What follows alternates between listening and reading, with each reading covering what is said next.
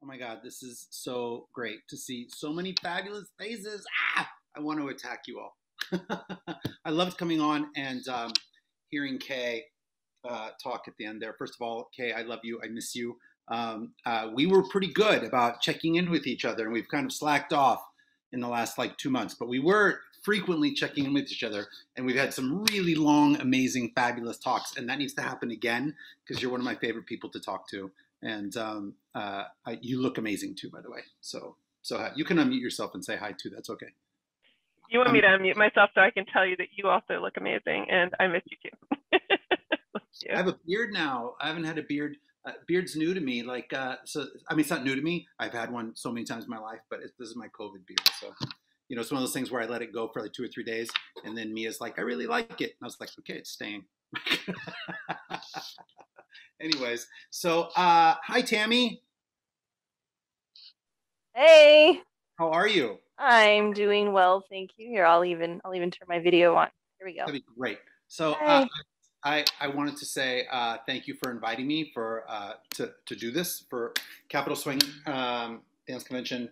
By the way, Sylvia's in the waiting room. I'm just told. Just keep her there. No, I'm kidding. I've just let a bunch of people in, so. Did you make me a host? I can definitely do that. Yeah, so that I can share my screen and do stuff like that. And maybe I can even spotlight Sylvia and talk to Sylvia a little bit too. Absolutely. Great. And by Sylvia, you mean like the Sylvia Sykes? You mean the Sylvia Sykes. That's who I mean. So excited. Oh, look, I get to meet them too. Great. Cool. All right, so I only have an hour, and there's no way that I get to the entire history of everything we need to do and show imagine like trying to, like when Tammy said, "Do you want to do this?" I was like, sure, yeah, this would be great. You know what I mean? Not thinking, oh my God, the history of Jack and Jill in an hour? Like that's not possible. Think about how many thousands of hours of Jack and Jill you probably watch, at home. So I was like, okay, I'm just going to talk about kind of where Jack and Jill, my journey for tonight for all of you, because there's going to be lots of holes. We're going to make huge jumps in decades, right? But it's really to help you understand, most of you, how Jack and Jill's, where they came from, and more importantly, how they've shaped our dance, and how maybe we need to go back and learn a little bit about where it came from and how it all kind of started and where we were, so that maybe some of the, there's lots of positive about our dance, but I'm also very honest, there can be lots of negative about our dance, right? And there can be lots of times where people feel like there's point orients and people are more oriented about points and blah, blah, blah, all that kind of stuff. And when I dance with somebody, I feel like they're trying to over dance me just so that they can make it into finals. And so there are some negatives about our dance that we can take this time right now as we study our history to learn about. And maybe when we come back, refocus getting rid of those, right? So that we can use this as a growth moment, kind of, sort of. Does that make sense for everybody? Yeah? So let's see, who can I see? Because I'm spotlighted. I can see Ramonda, Kristen Shaw, Deborah Hicks, and Nicole Huega right now. So like if I say, did that all make sense? One of who I just mentioned has to give me a thumbs up so that I know that you guys can hear me, right? Because I don't have a bar up above of everything. And you can always change your gallery view. I literally was just doing that. Cool. Oh, okay. Great. Okay. So awesome. And it's Valentine's Day. Happy Valentine's Day tomorrow to everybody. I'm drinking a little red wine. So anyways, I miss being at Capital Swing. So let's talk a little bit let's get into it since we have a short period of time. So first and foremost, we need to remember that, hold on, I'm going to do this so that, because we shouldn't, do you do it to where you just let everybody in or no? Because you can just disable the waiting room. You know that, right, Tammy? Because I have more people jumping in. Okay, so first let's remember that swing as a dance, right? Swing as a dance was created for competition. It's a competition dance. Lots of people say, why do we have competition in West Coast Swing? Well, all swing dancing started with a competition because it started with George Snowden, right? George Snowden winning a dance contest. So George Snowden created a dance and won a dance contest, right? So like it was born of competitive dancing. And then when we see jam circles and things like that from old clips of like Whitey's Lindy Hoppers and stuff like that. They are challenging each other, right? So the way it happened in the Savoy Ballroom is a jam circle would happen, and a couple would come in and challenge, and then the next couple would come in, and so on and so forth, and jams would happen. So what didn't happen, everybody has this like illusion that at the Savoy Ballroom, there would be hundreds of people dancing full-blown Lindy Hop all night. That didn't happen that way. So it's really funny. I've told this story many times, but I was on a plane ride with Norma Miller from New York to Los Angeles one time. So she gets on the plane, right? She gets on the plane. I don't know if she's going to be on the plane. If you don't know who Norma Miller is, she's one of the members of Whitey's Lindy Hoppers and one of the true pioneers of art dance. So I get on the plane and I'm sitting there and Norma walks on and I see her. And I said, Norma, hi, how are you? And she goes really loud, oh, Lord, Robert Royston's on the plane. Like, and everybody like, nobody knows who I am, right? And so there's two people sitting next to me, and it's her and her handler. And so she says to the two people sitting next to me, we're going to sit here. She just tells them, we're going to sit here. And the people literally, she said, here's our seats. And the people got up and went to their seats, and she sat down with this person who helped her out, this person who traveled with her, right? And so, but I luckily had like this 6 hour, and I talked to Frankie a bunch, and I was in the Broadway musical swing and had the pleasure of meeting lots of the old timers from the Savoy Ballroom and people from the Count Basie Orchestra, and of course I had the incredible pleasure of having many long conversations and dances and stuff with the great Sylvia Sykes, who was really my kind of like the first person to really get me to understand Lindy Hop. And so Norma said to me, you know, Robert, they thought you know how tired we would have been if we did that all night for every song. She's like, we did all these other dances, and then we would break out and we would do choreography competing against each other. Right. So we have to understand that that's kind of the way it happened. It wasn't like, let's just Lindy Hop all night. Right. They did a whole bunch of other dances. And then it's a little like break dancing. When I was a kid, break dancing was really popular. So you wouldn't, you know, you'd be social dancing with your girlfriend, like all having fun, whatever. And then a circle would break out and people would challenge each other with popping and locking and break dancing. You didn't go back to your girlfriend and start popping and locking and break dancing in front of your girlfriend. You went back to doing the thing you were doing. So that's kind of, and it happens the same way in tap dancing, where they get into tap jams and they're challenging each other. So we have to understand first and foremost that swing dancing was born of competition, right? It was really born of competition. So as we know it today, oh my God, I just saw that Sylvia Sykes is on here. I'm so nervous right now. I'm starting to sweat. Sylvia Sykes, you have to unmute yourself and say hi. We have a true legend who most of you in the West Coast swing world don't get the pleasure of being around anymore. Sylvia, say hi, please. You don't have to blow smoke up my ass anymore. It's okay. How are you, my dear friend? Still alive. I am taking moments from this because I don't care, because ladies and gentlemen, like I may cry. I'm just old. All he's doing is blowing smoke. I'm a very nice person. Been around forever. I'm old.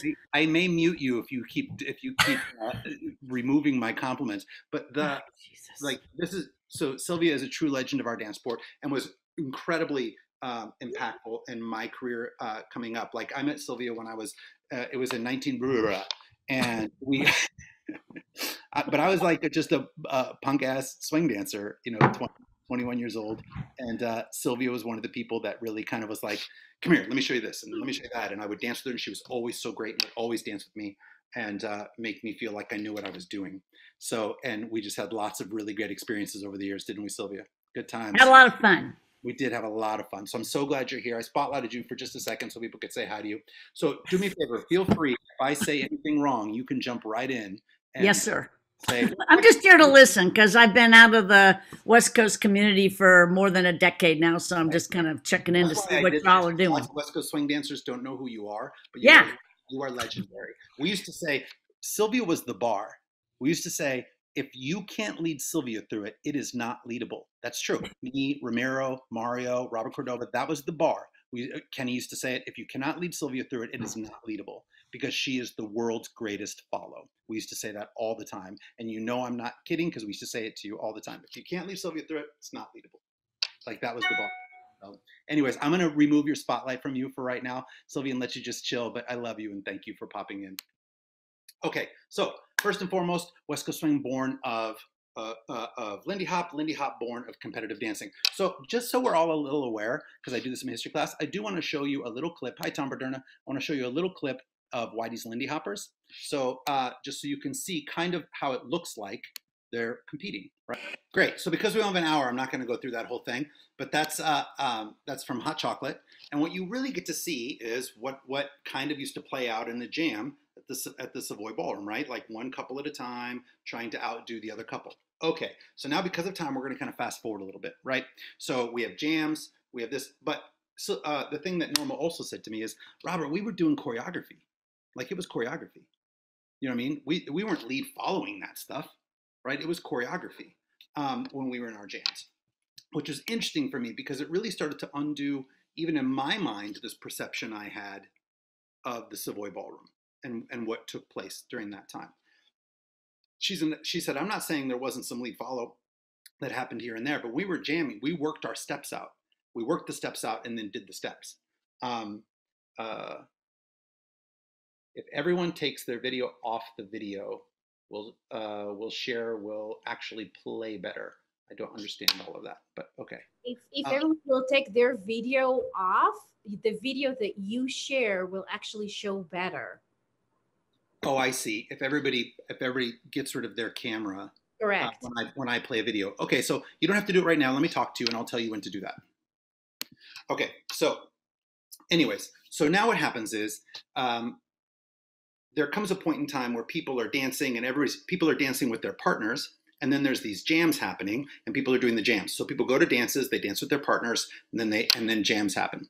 And there's a mixing of social dancing, of some people dancing with other people who weren't their partner, but it actually wasn't as, it didn't seem as encouraged. So let's walk forward a little bit into the 1950s and let's get to Jack Carey. So Jack Carey in Norwalk, California, he had an idea of coming up with a contest that forced people to have to dance with somebody who wasn't their partner and not doing practiced steps. And he came up with the idea of the Jack and Jill contest, right? So in the 1950s, Jack Carey, God rest his soul, a dear friend to many of us on here tonight, came up with the idea for the Jack and Jill. And the whole premise was, okay, let's do this other stuff that we do really, really well, but let's ask people to do it with somebody that's not their partner that they couldn't practice with. And that's how the contest was born. So, and it kind of lived in kind of a fun thing, right? We still had jams. So we would have jams and we would have Jack and Jills, and there'd be, competitive stuff. And for a while, the competition, the classic and the showcase type divisions were really the star, right? So like in the 80s and in the 90s, the star of the dance competitions were really the showcase division and then the classic division. And then Jack and Jills were like this fun thing, and jams were this fun thing. And then we social danced all night, right? So the importance that we put on Jack and Jills today didn't exist back in the day. It was actually way less stressful, Jack and Jills, back in the day. Like we basically just had fun, and nobody much cared how you placed in the Jack and Jills way back in the day. And I'm sure that there's lots of people that are around from the late 80s and the early 90s that are on here right now today that'll back me up on this. It just wasn't nearly the stress that it is today. Today, you couldn't have, thank you, Kelly Ford. I'm so glad you're here, by the way. You look beautiful. Now people have whole careers based around being a Jack and Jill dancer. That just wasn't even fathomable back then. That wasn't one of the things that could have ever happened. So then what started to happen? Let's kind of fast forward. So we have Jack Carey creating it in the 50s, kind of a fun thing. There's no points, there's no levels, there's none of that kind of stuff, right? So, but by the time, so then the Greater Phoenix Swing Dance Convention, right, formed in 1982. Now the thing that's interesting is we talk about Capitol Swing tonight, and we're here for the history. Greater Phoenix Swing Dance Convention and the Capitol Swing Dance Convention are very, very married to each other. Because when Capitol first started in 1994, they really wanted to feel like they were like the halfway point, from Phoenix 4th of July to Capitol in February, that was going to be the, right. And they structured so much of what they did around what Phoenix had done. So, and I don't know if there's any history on that on the website for Capitol, but it was very interesting for us. So like when Lorene and I, Lorene Baldovi, when we very first went to Capitol Swing, it was very similar in structure to Phoenix. So why is Phoenix so important? So in 1982, the Greater Phoenix Swing Dance Club was created, right? Now, the Greater Phoenix Swing Dance Club was one of the first West Coast swing clubs to really want to bring back the jams, because jams had kind of fallen off in some of the West Coast swing stuff. So to bring back the jams, and also to really create a convention around Jack and Jill's, right? So the Greater Phoenix Swing Dance Convention, that the first one was in 1982, like was built around Jack and Jill's, right? And lots of swing jams, yeah. And so that's important to know, because once we get to Capitol, Swing in 1994 for the first one, I believe, they immediately were incorporating jams, and they did a similar structure of invitational and champion of champions and stuff that Phoenix had done. Yeah. Any questions so far? How am I doing? I'm kind of jumping around pretty fast. Y'all keeping up with me? Somebody give me a thumbs up. Well, if Sylvia's keeping up with me, I'm going great. So, okay. So now here's the thing. When Jack and Jill's first started, so you figure the World Swing Dance Council didn't start until 1993, that they were really starting to, that they formulated. And maybe there were some points kept and so on and so forth, but nobody really much cared. And there was a few divisions, and sometimes you'd go and it would be just a free-for-all. Everybody would just dance, right? So, well, let me back up. So Phoenix starts their competition, and they decide what they would like to do is that they would like to invite the best West Coast swing dancers they could, and they created the Champions division. So they created what was called the Champion of Champions. And for many years, what happened in Phoenix is there was two divisions. There was kind of like a novice and a novice intermediate and an advanced kind of pro thing. There was just like kind of two divisions, and then there was the champions, and then all the other divisions got added later. And the Champion of Champions, at first it was just picked. They just picked who they wanted. And then what they did is they created a voting system, and they voted on it. It was very stressful for everybody, right? We all got these ballots in the mail. We had to fill out these ballots. Then we had to put it back into this thing called an envelope, which had this thing you had to lick and then stick. It's crazy. And then you'd put it in the mail, and you would vote, and you would get the top 20 men and the top 20 women. And I'm going to say men and women, because back then we didn't say leaders and followers. It was top 20 men, top 20 women, right? That would then compete in the contest.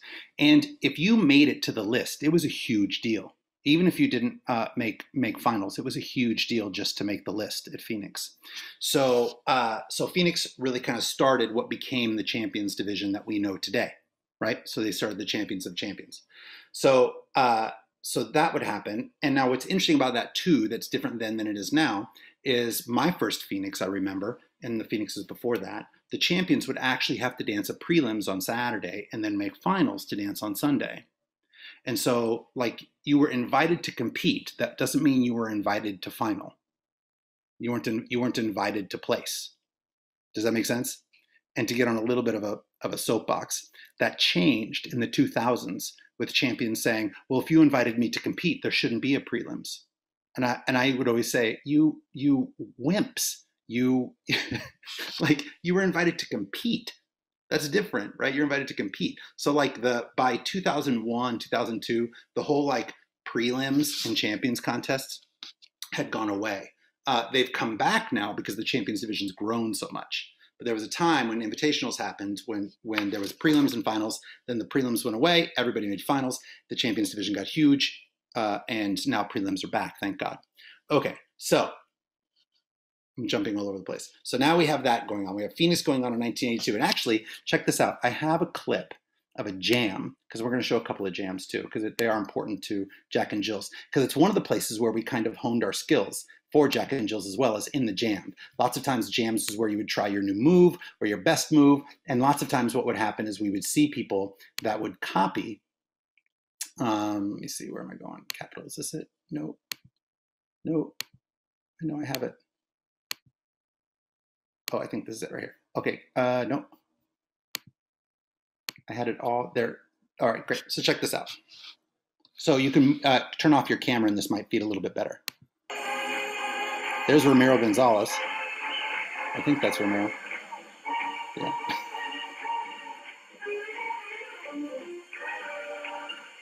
So this is like 1982, Greater Phoenix Swing Dance Club, the jam. Most of you are like, what dance are they doing? They would have said West Coast Swing.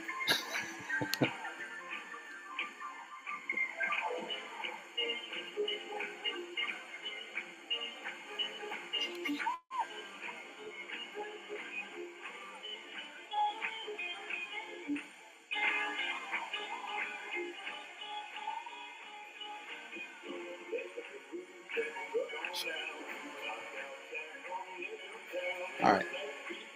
So you get the idea of what's going on. Hold on, let me kill that. Great. So they would have these jams. We'd all get out. We all danced very fast. So, and we didn't really go, back then it wasn't, now I wasn't there in 1982. I didn't start dancing until 1985.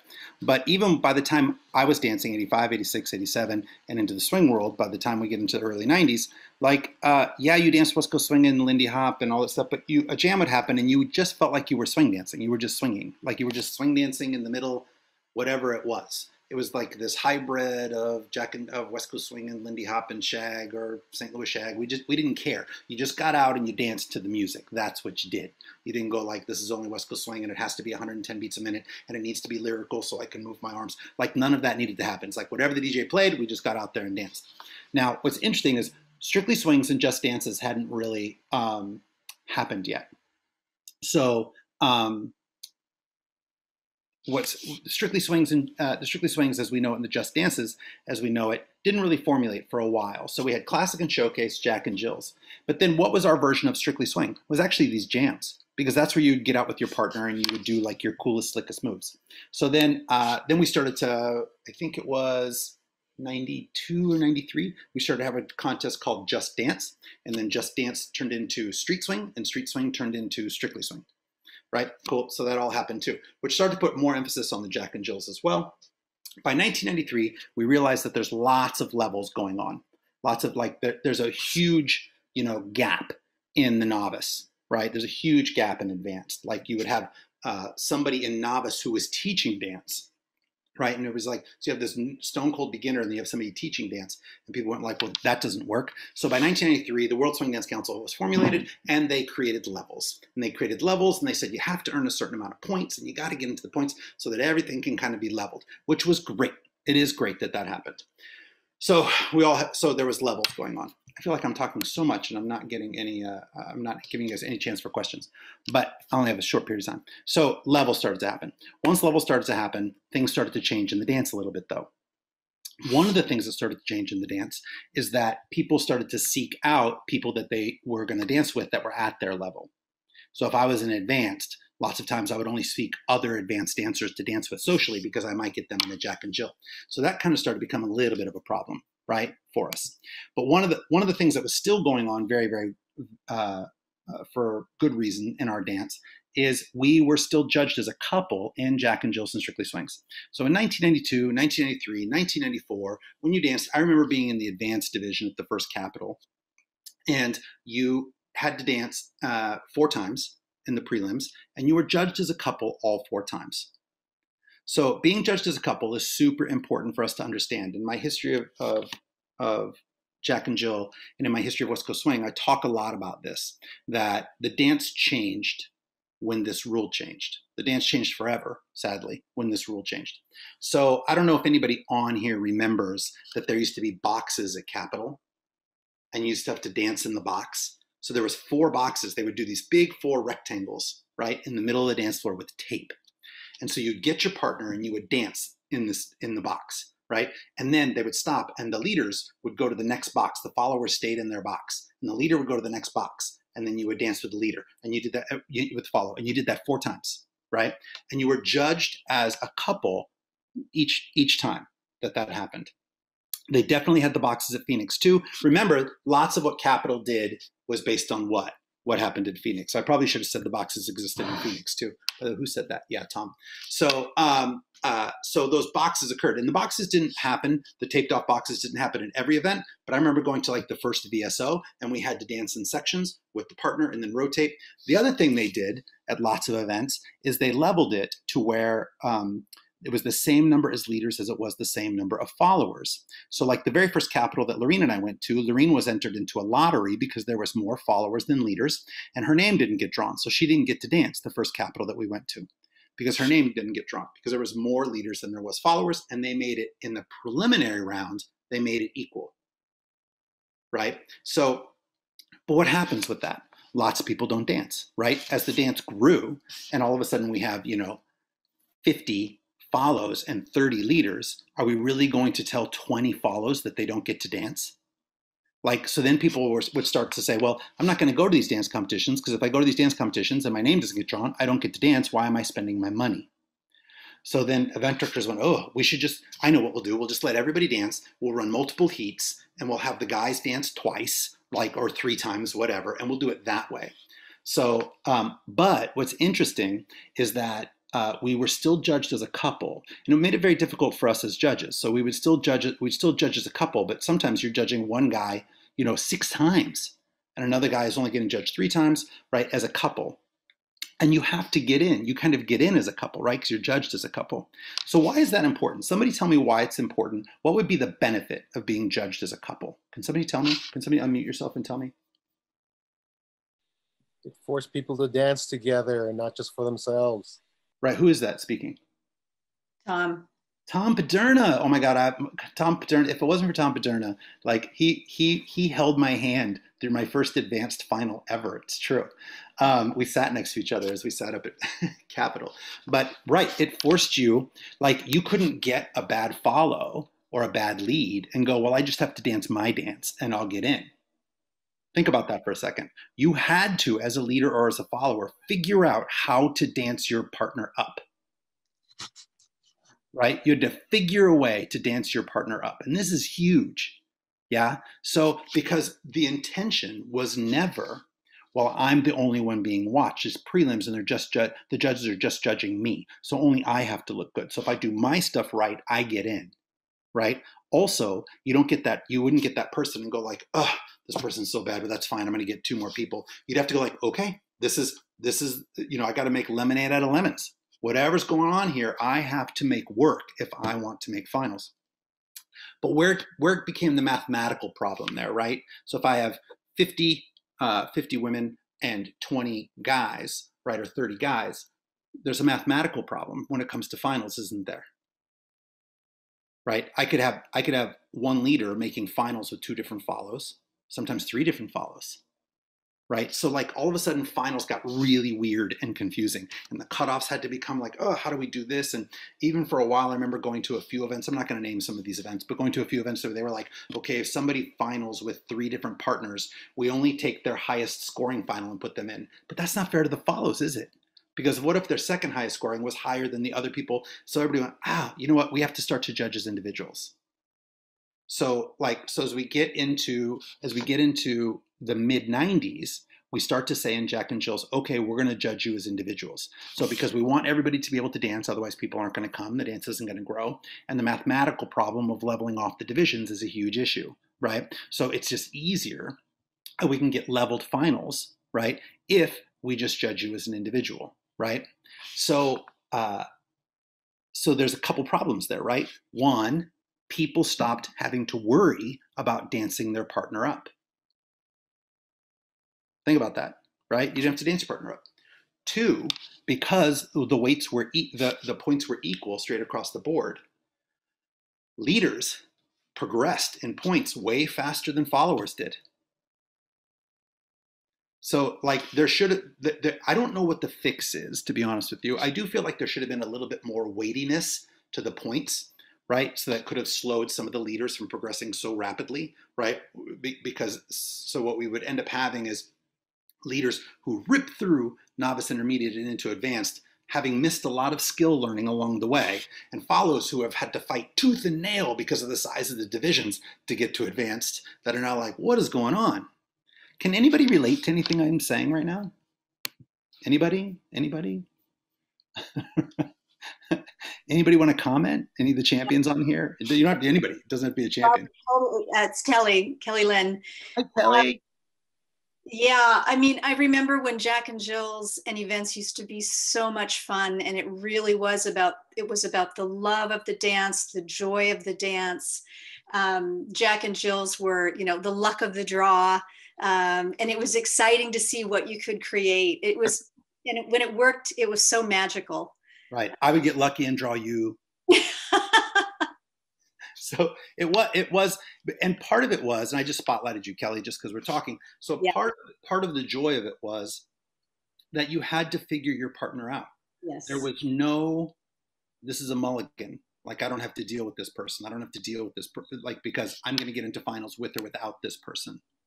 Yeah, and when you have to take that person with you in order to keep moving up in the competition, it's a level of skill. You know, there's different layers of skill in West Coast swing. It's such a complex, dynamic partner dance, and one of the skills is being able to adjust to your partner and make them look good. Right. And by the way, so here's the other thing too, and then I'll unspotlight you for a second, Kelly. But like the other thing too is, and I don't know if you find this or not, Kelly Lynn, because this always sounds horrible when I say you've been around a long time, but we've been around a long time. We've known each other for many, many, many, well over 20 years. The problem is what we did in the competition world and what we did in the jams and what we did in Jack and Jill's was honing our skills to be better social dancers. Right. Right. So what we were doing in Jack and Jill's and what we're doing socially coexisted. Because when you social dance, you should be trying to dance your partner up. And in Jack and Jill's, so one worked the other skill. Right. And as priority shifted to Jack and Jill's and points and everything else, the skill set that was being the most trained was getting to finals. And the skill set to get to finals isn't to dance your partner up. So that skill set of graciousness, you might want to say, the skill set of graciousness isn't being trained at the competitive level, which means it's not trickling down into the social level. Right. And so even the social dancing has kind of become hurt by this process. Yeah, and I think one other point too that I wanted to bring forward in my experience was that when I first started dancing and going to events and competitions, there was a sense of cohesiveness in the event and with the dancers, and then as the competition began to evolve in the way that you explained it, it created more of a segregation, and people kind of went off in these separate groups, and it created a whole different dynamic. And for me personally, it began to take the fun and the joy and the love of it out, because part of it was the unity and the cohesion of the group. When you would go to an event, the energy that would create was so fantastic. Right. Yeah. 100%. Well, I'm gonna let you go and back into the gallery. But Kelly Lynn, it's so great to see you. I miss you. I miss dancing with you. It's been so long. So take care of yourself. You look amazing. Thank you. All right. So, right. So by the way, I love all these comments. Amen. Yes. This is dead on, Robert and Kelly. Thanks. Hey, Mark Holcomb, what's up, man? So Kelly and Catherine, great. Yeah, Mark Payson. Mark Payson's in the house. Oh my God, Mark Payson, how are you? So I used to go to dance conventions and I would room with Mark Payson, and he would wake me up by jumping on the bed. We got to get up. You got to get up. Got to get up. Hold on. So Kay Newhouse, this is also part of why. No, oh my God, Kay, I was just literally going to say this. Now, one of the things that I think was starting to change right before COVID is I do feel like we learned we had gone too far, like it had made too big of a shift. And I feel like lots of people, exactly like what we have going on at different events, you know, like what Kay Newhouse does for her newcomer group, is we had lots of people who said, wait a second, we need to start to do outreach programs, and we need to start to rethink how we're talking to our champions and our all-stars, and how our champions and our all-stars exist and mingle and interact with the lower level dancers, and how do we get newcomers out there? How do we create a newcomer program where maybe intermediates and advanced come and welcome them in? So there was a lot of people talking about, oh, wait a second, we need to rethink this a little bit, right? So let me just see, wow, so many comments. Competition takes away the fun of social dancing for those of us who can't stay up late. Yes, Jennifer, I do understand that. Right, Michelle Kincaid said, when you said you were going to to dance in the Jack and Jill, there was only one, and it's true. There used to be only one that you would do. Oh God.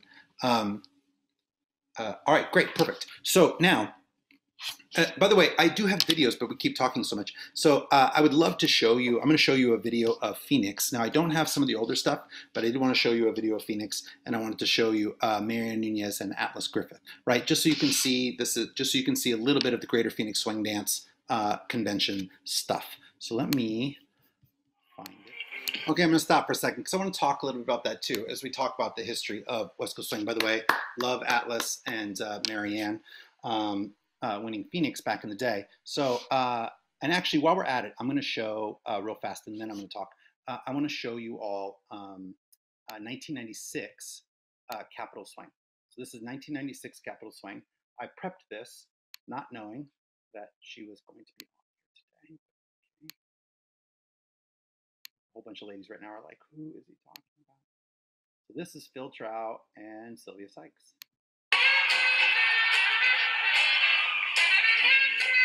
Oh, yeah.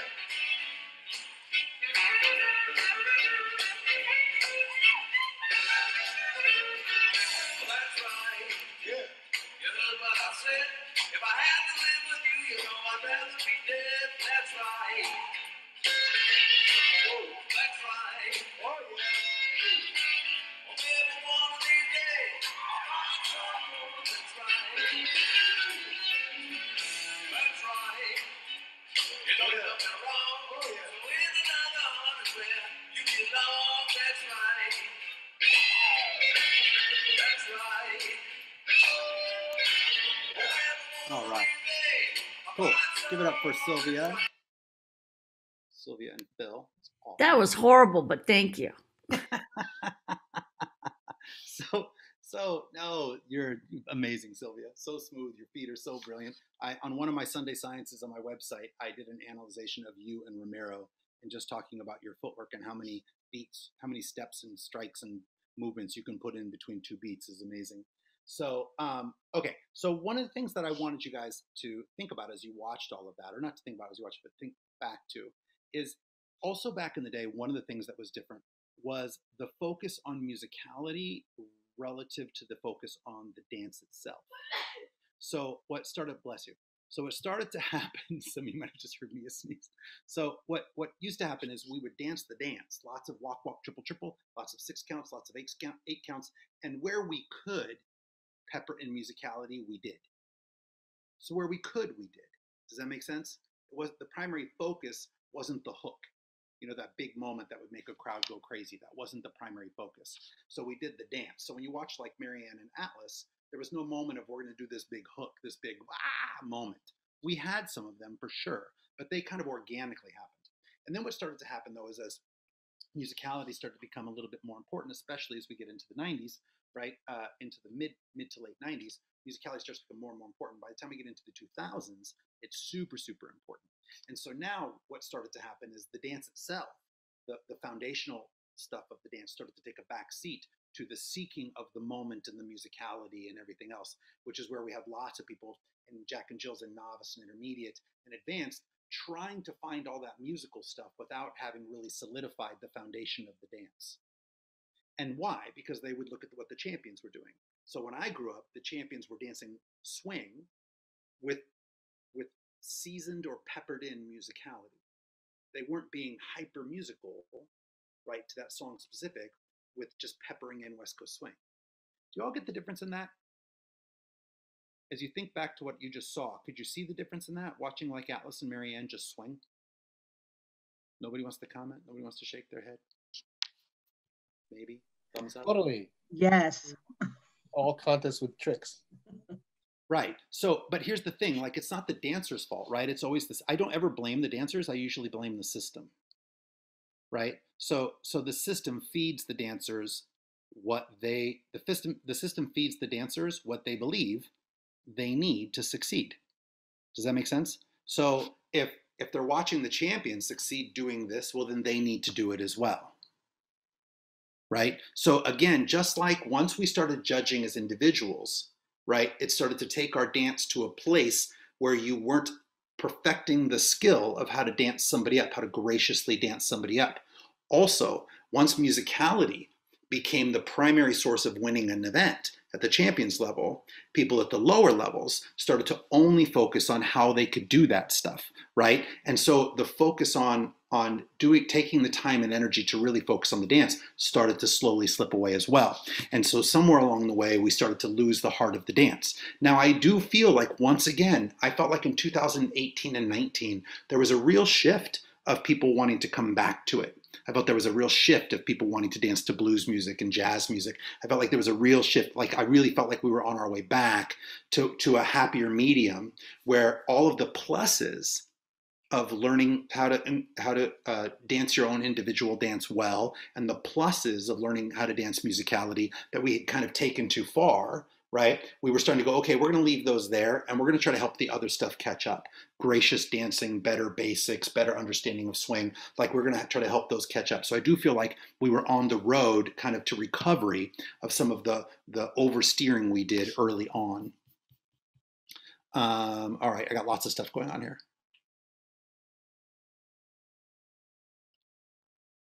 Right, agree with you, Mario. You guys should read all of it, right? Kay asked a great question. I'm not super great at reading the comments, so you guys can totally, unmute yourself and ask the question too. But if you feel like I've missed something. So Kay, like, how much do I think YouTube's influenced it? A ton. That's the other thing, right? So we talk about the YouTube generation of West Coast swing. So what used to happen in the day is we'd get video cassettes, right? We'd get VHSs and we watch them over and over and over. But first of all, you wouldn't get it till like 6 to 8 weeks after the contest, right? That's when you'd get it in the mail. And then you'd watch it over and over and over and over. And one of the things that was also super interesting that's different about watching a VHS than watching YouTube, people said, well, wasn't it the same? And it kind of wasn't the same. And the reason why it wasn't the same is we weren't being bombarded with the same thing all the time. And what do I mean by that? If you watch the US Open right now, I would wager that most of you haven't gone back and watched 7th place or 8th place of the US Open in the Classic division the last few years. But just like a generation that grew up on albums and cassettes, we knew the entire album and the entire cassette of a band, right? Once music became where you got to pick the songs you wanted and create your own playlists, lots of times you don't know what's on side B. Most of you don't, some of you on here don't even know what a side B is, right? So like for us, when we got a video, especially like Lorene and I watching like the Nifty Nine and these other great invitational contests, we watched everybody. And it didn't come up who won. Like, we would have to wait to the end to see who won on the video. We just watched everybody. And because you watched everybody, right? Because you watched everybody, you were getting this influx of information of multiple styles and multiple things. And more or less you would go like, oh, I like that. You wouldn't even know that person took 7th or 8th. You'd just be like, oh, I like that. Right? And so then what started to happen with the YouTube generation is we sought the winners. And if the winners tended to be the same grouping of people at all times, so well, then that became the globalized influence of the dance, what was just happening there. Right? And so, and if what was just happening there was focused on musicality and tricks and stuff like that, well, what are the new dancers going to do? They want to do what they're seeing the pros do. So absolutely, YouTube had a huge influence. There's positives and negatives to everything, right? If anything happens too fast, there's positives and negatives to it, right? So the YouTube thing blew up West Coast swing fast. The positive is it opened up the world to us, right? It opened up the world. We get to travel. In 2019, I traveled to 11 countries. Like, so, and YouTube is one of the things that opened that up, right? The negative is that people on YouTube only sought certain dancers and certain successful big hit, with lots of views and stuff like that. And so they weren't getting a variety, the same variety that we were getting, back in the day. Yes. How we doing, everybody? We did know the album in order. It's true, Nan. Hold on, can you talk to the origin split of All-American and Level Jack and Jills? Great, so I talked a little bit about Level Jack and Jills already. So Level Jack and Jills really started after 1993, well, a little before 1993, right? World Swing Dance Council in 1993. So like 90, 91, 92, they were like, okay, wait a minute, too many people are entering, there's too big, like you would enter an advanced contest and there would be Lorene Baldovi and she was the current world champion of country dance. So maybe having her in advanced isn't great, so we need to start to make some levels, right? So I remember this woman, I forget her last name, Katrina, she danced with Ricardo from Sacramento. It's going to kill me. So she was a dance teacher and she entered novice and people were like, how is this dance teacher entering? And she's like, well, I've never done a Jack and Jill before. Yeah, but you're a professional dancer. Like, that doesn't make sense. So levels started to happen. And then when it got to the champions division, there was this champions division that was created by Phoenix. And so what would happen is some events like Boogie by the Bay would have like an open pro.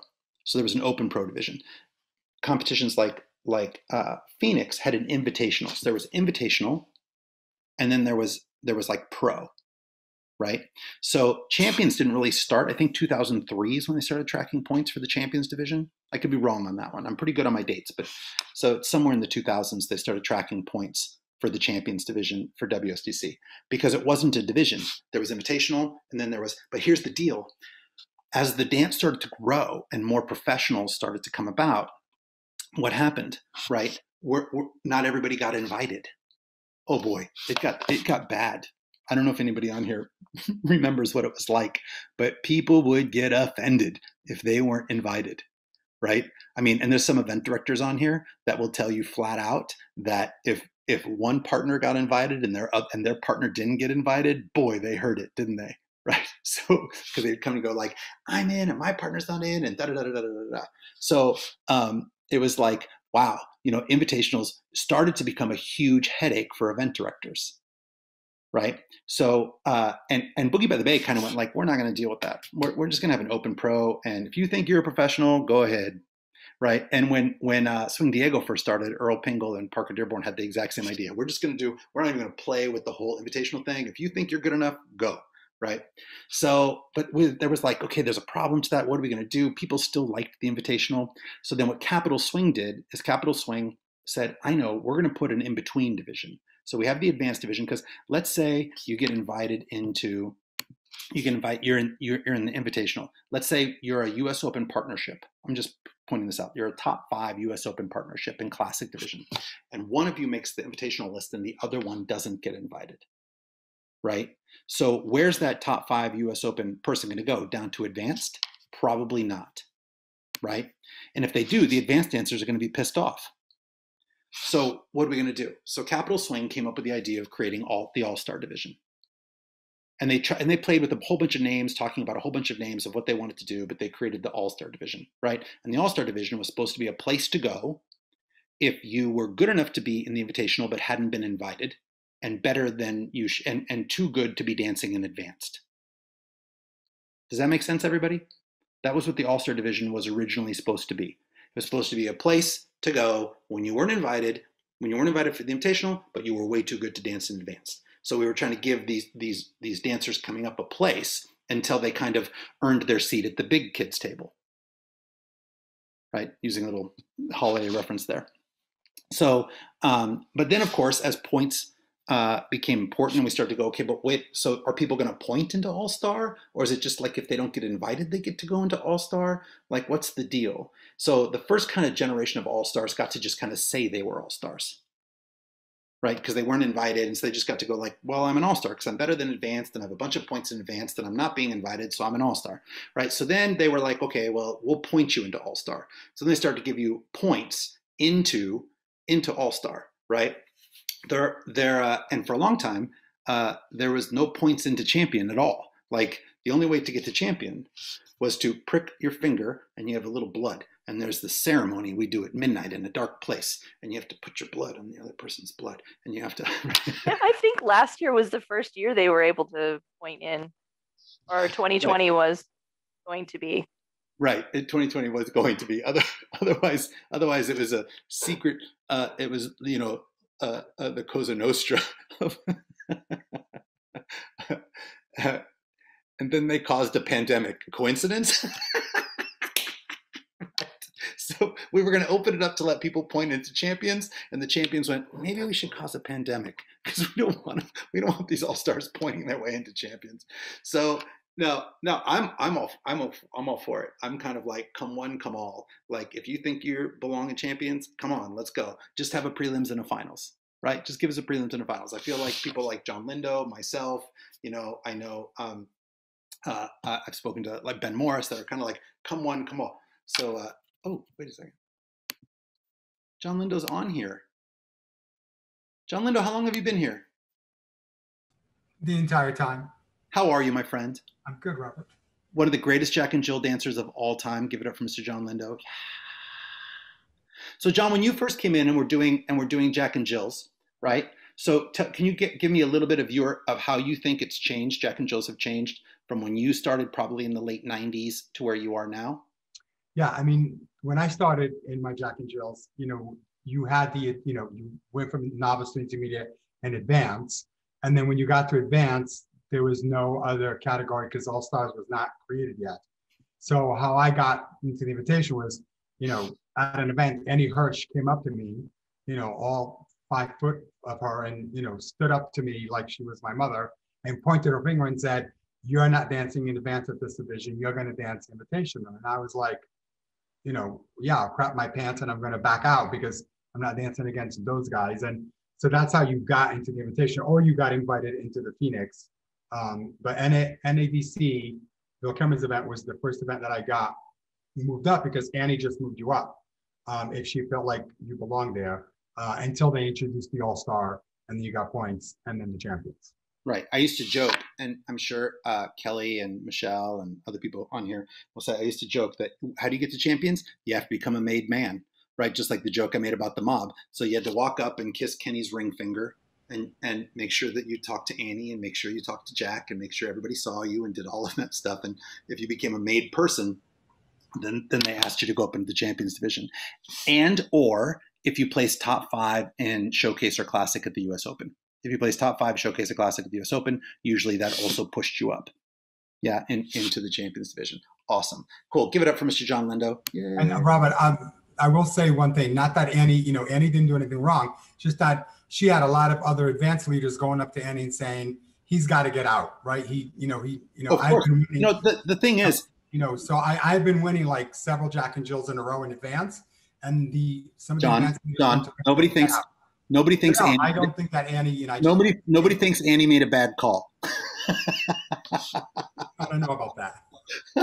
Nobody thinks Annie made a bad decision in moving you up, except for me, because I think you beat me at that NADC. I think I came in 3rd. But anyways, other than me being upset that you got moved up. No, I'm kidding.